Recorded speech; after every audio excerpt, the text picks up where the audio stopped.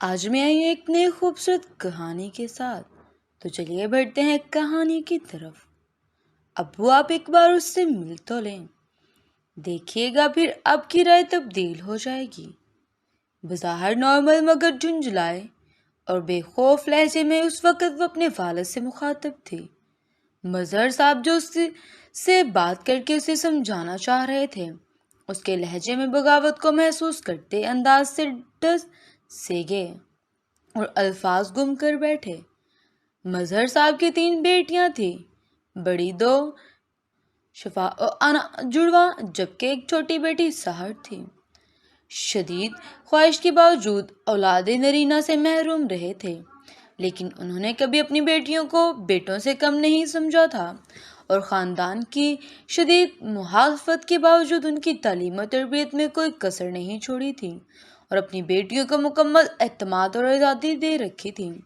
صبح کا اجالا نور کی مانند ہر جانب پھیلا ہوا تھا۔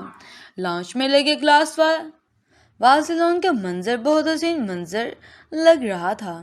ایسا لگ رہا تھا کہ کوئی سبز چادر ہے جو اس پر پھیلا دی گئی ہے۔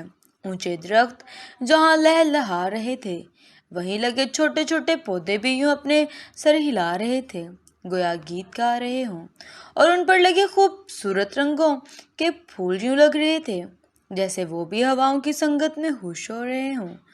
مظہر صاحب نے ایک نظر اس منظر کو دیکھنے کے بعد کچن کا رخ کیا، جہاں ایک طرف چائے کی دھیمی خوشبو دل کو لبھا رہی تھی، وہیں پراٹھوں کی اشتہاق انگیز خوشبو پر ہر طرف پھیلی ہوئی تھی۔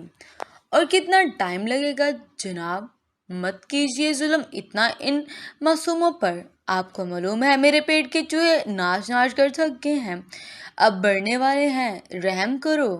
کیونکہ معصوم جانوں کی پیچھے پڑی ہوں، وہ آنکھوں میں شرارت اور آواز میں دہائی لاتے ہوئے بولے، حاجی بہت نیک کام کر رہے تھے نا، وہ جو آپ کو ان کی فکر ہو رہی ہے۔ اپنی لاڈلیوں کو بلائیے، ناشتہ تیار ہے۔ بیگم نے مصروف انداز میں جواب دیا تو وہ مسکراتے ہوئے باہر کو چل دیے۔ ان کی والدہ جو کچھ دنوں سے ان کے ہاں رہنے آئی تھی اور ڈائننگ ہال میں بیٹھ چکی تھی، اتنے میں وہ تینوں بھی تیار ہو کر وہاں پہنچ گئی اور آتے ہی سلام کیا۔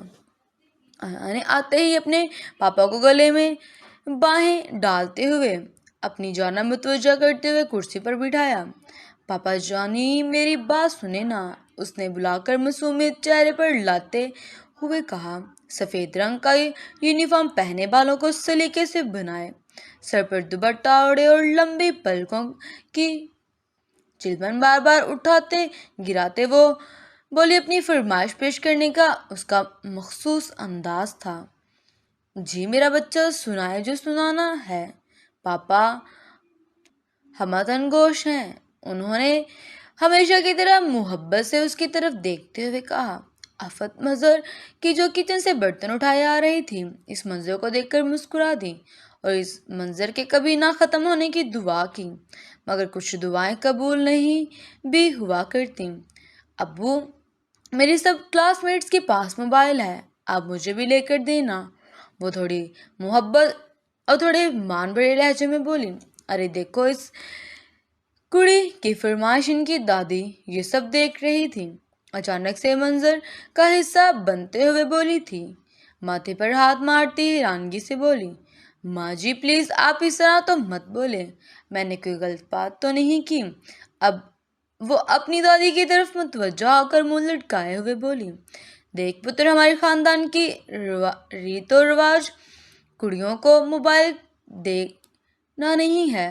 دادی سمجھانے کے انداز میں بولی، موبائل کو اپنے ہی انداز میں بولتے ہوئے کہا، ٹھیک کہہ رہی ہیں آپ، مگر یہ بھی تو دیکھیں نا کہ یہ رواج آنا کہاں سے تھا۔ آپ کے دور میں موبائل تھا ہی نہیں، ورنہ رواج بھی آ جاتا۔ وہ یہ کہہ کر پھر سے اپنے بابا کی طرف متوجہ ہو کر بولی۔ اگلے پارٹ کے لیے کمنٹ سیکشن میں نیکسٹ لکھیں۔ اپنا خیال رکھیں۔ اللہ حافظ۔